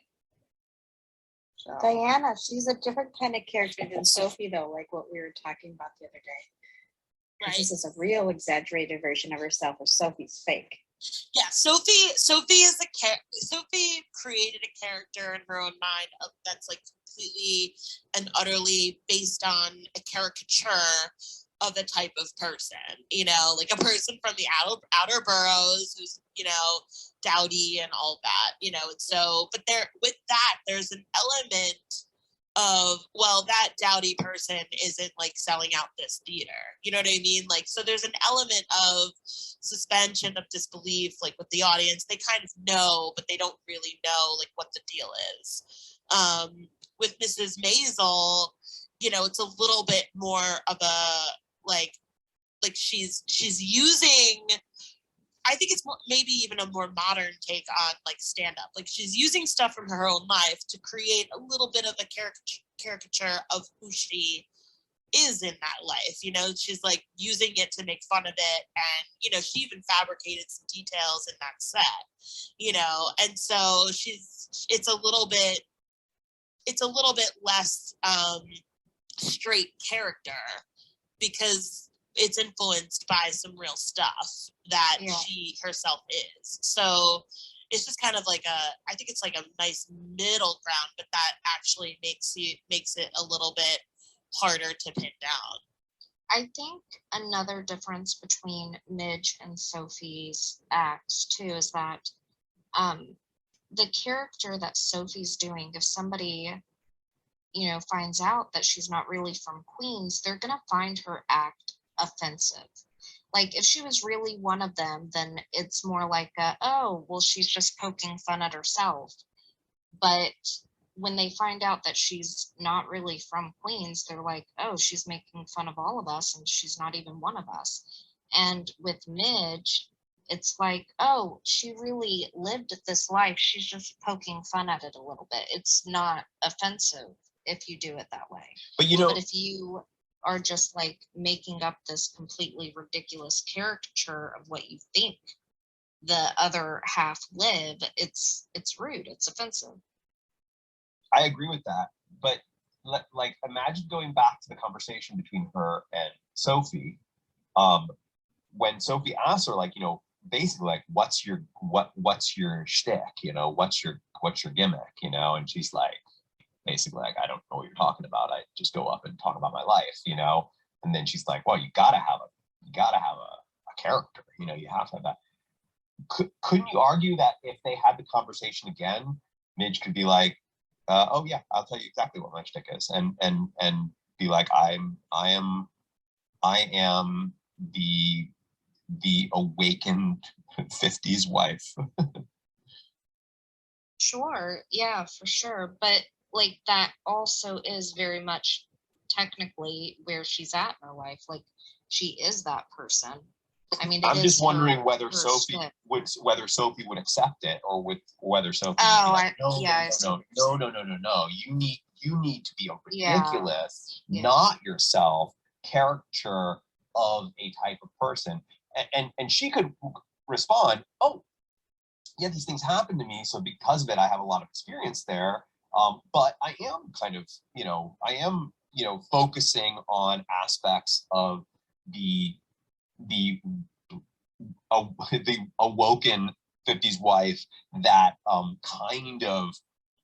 kind of flirt with caricature, you know. I mean, she's only really, her set only focuses on a specific aspect of her life and specific parts of her life that work really well within the context of a stand-up routine, and really well with that, you know, persona that we're saying she's sort of taking on there. If she were to show them all parts of her life, it wouldn't really be that funny. So in that way, she is kind of making a caricature out of herself.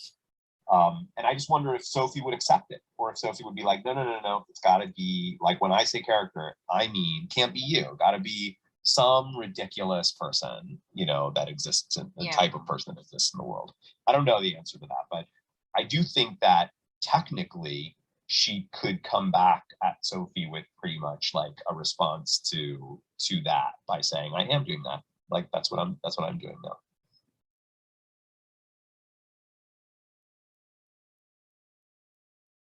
By the way, I had to go and Google Sophie when I was catching up because I didn't know if she was real. This show has got me in a real twist about who I'm supposed to believe is based on a real person. You're who's questioning everything. I 100% am. I'm like, oh, what is reality? I know nothing about New York history in these terms. Like, I don't know comics. So I fully believed that she was this, especially because they got such a big name person to play her. I suppose I was kind of assuming she had to have some reality to her, and she did not.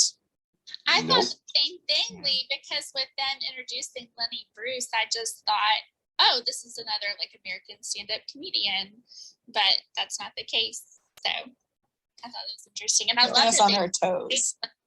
play her like that. Could not have been cast better.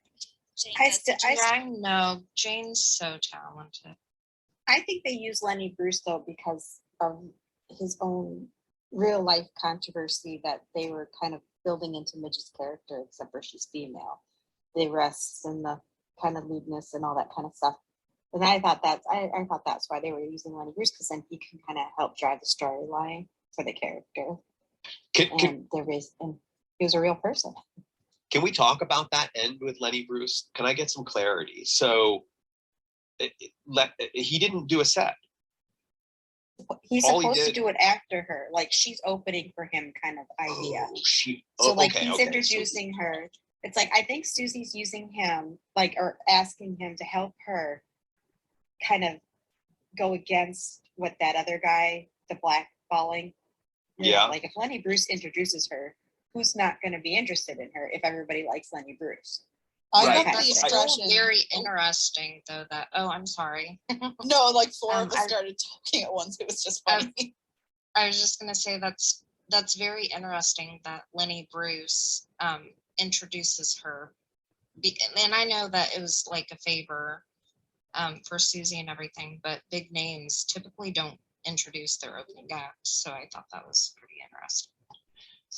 So help me out with like the way that it's all played out in that end, or what's happening sort of that we didn't see. She goes and asks Lenny Bruce, can you do a set in the Gaslight? And he's like, not a chance. I don't work those types of clubs anymore. Will you do it for her? He says yes. At that point, does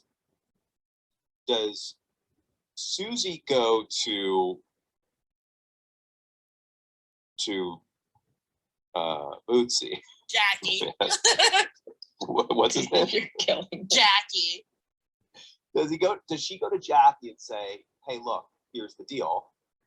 Lenny Bruce, but he'll only play here if he gets Midge as his opening, at which point Jackie says, oh, you set this up, and she says, yes, I did, you know? Or does she say that to the owner of the club and he says, okay, yeah, him, then we can do it? Or are they keeping it from the owner of the club and it's just Jackie? Does Jackie know that the owner has been like, you don't bring her anywhere close to this? to this place. So is Jackie now an accomplice, or is he just unwittingly doing it because he's like, Lenny Bruce, yeah, sure, of course. I'm unclear about that. Or we're probably supposed to be unclear, but does anybody have any perspective on what's going on there? I think that Susie is wasting her time as a manager and really should be a booker at a club, because if she orchestrated all that, she is a genius because she figured out how to get a huge crowd to showcase someone else. You know what I mean? Like that's incredibly brilliant.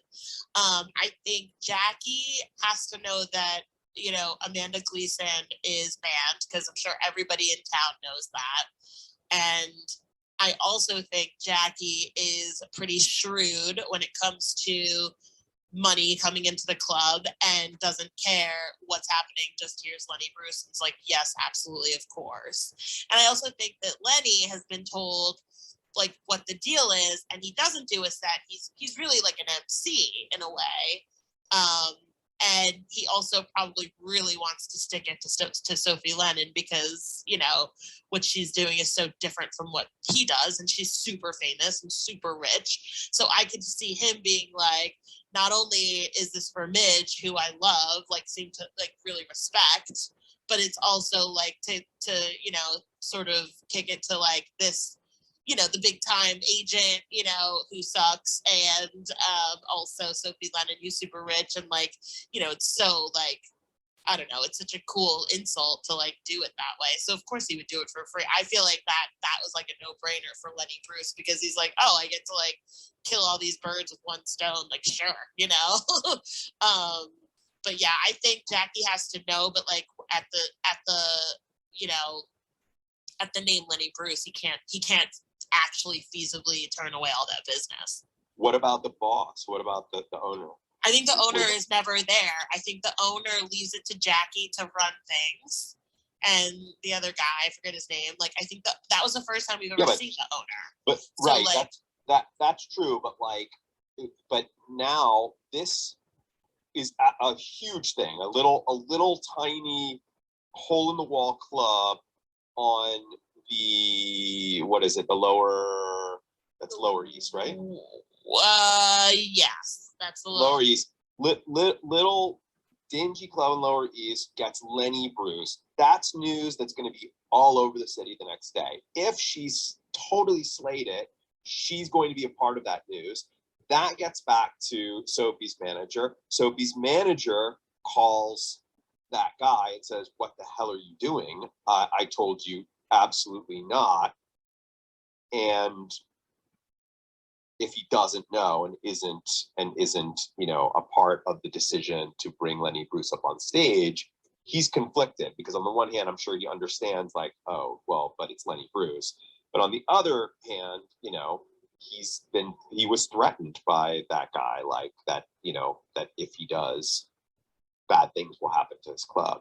Well, it's like which I don't know which gun is bigger. You know what I mean? Like, is it right? Like you could argue that Sophie, Lenny Bruce, that Lenny Bruce now trumps Sophie, yeah, completely, because you know now this little club could become the coolest club in the city. Right, and Sophie could be begging to play there next. I mean, that's what could happen. Ooh, right. Oh my God, that would be.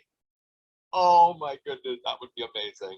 If like the Gaslight becomes this like total hip, like everyone has to check it out. It's like lines around the corner, and all these like big comics now are like fighting to get a place there because it adds to your cred. And Sophie wants to play there. Oh my goodness, I would die. But that's what happens, right? Like, yeah, especially in a big city, like, and when you're dealing with like up and coming talent / like established talent, like, you know, the tides can turn overnight. Like that's, you know, that's really what can happen. So I feel like that would be cool. And not just Sophie, but that manager's other clients. That manager's other clients. That manager may now be in the position to crawl back saying, I want to put all of my, I mean, you know, we saw him already say like, I don't come to those clubs, you know, I don't ever frequent those clubs. It's like, oh, come on, do it for me, you know. He could be put in the position of having to be like, I need to put a bunch of my people there because your club is now the thing, apparently. Ooh, this show. You still loving it? Yeah, I mean, the thought that there are folks who couldn't get into this season is baffling to me. It's really baffling to me. Like, I understand if you are a huge Gilmore Girls fan and you were hoping for something that had the kind of format as Gilmore Girls, which is a little bit more, you know, slightly less, well, not slightly, considerably less serialized, a little bit more standalone episodes. I get that. It's not, you know, it's not a show that is conducive to just sort of like, you know, popping in an episode. Very much a soap opera, but it's just so compelling. The story is just so compelling from the get-go. And that finale was amazing. I wonder if some of it's the wholesome aspect of it. This one's less wholesome than Gilmore Girls because Why do you say that, Shelley? well, I don't know. That's what I was thinking. Oh, you as think well, that's the Shelley. reason? Oh, I think You that's think that's the probably- reason why it Oh, turns people off? Yeah, I Oh, could, yeah, I because Amy could see Sherman, that. because they were all offended. There's a lot of people on the internet offended that they said shit on the The you know, the revival. reboot. Yeah, so I think that probably turns a lot of people off. Not me. Yeah, well, I I mean, just- there's nudity. There's nudity in this. There's a lot Like- of F-bombs. I like how, well, not how just Shelley We should do throws a out count. there, not me. Shelley's Not like, no, me. I swear like a sailor. Like, I'm all about that. I'm all about that. That defines me as a person. This is who I am. I wear that badge proudly. I only like things with F-bombs in them. No, it's just that I do say quite a few of them on a daily basis. So, you know, I'm not going to be There's offended. definitely a lot less whimsy in The Marvelous Mrs. Maisel. Yeah, it's a darker show for sure.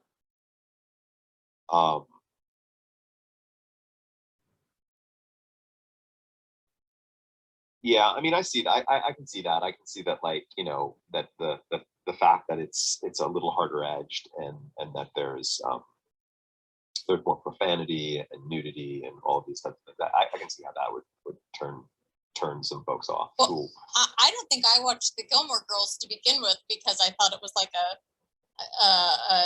Too wholesome. two teenager. You know, I didn't know what Right. it was. I just assumed it was probably something like that.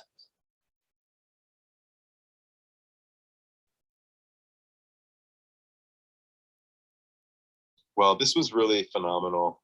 This was so great. Such a wonderful end to our season.